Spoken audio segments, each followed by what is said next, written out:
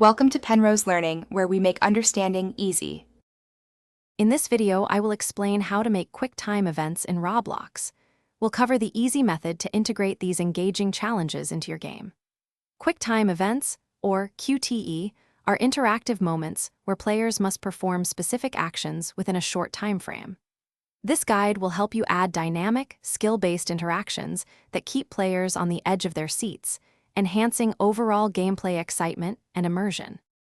First, let's set up the basic structure for your QTE. You'll need a user interface element, such as a text label, to show the prompt. This visual cue tells the player what action to take. Then, a local script will listen for player input, like a specific key press. This script will be the core of detecting if the player reacts correctly and on time, initiating the QTE sequence. Next, focus on clear visuals and immediate feedback. Your QTE prompt should be highly visible and easy to understand.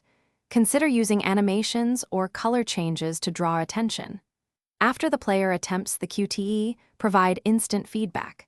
A simple sound effect or a text message like success or failed helps players understand their performance, making the experience more satisfying and engaging.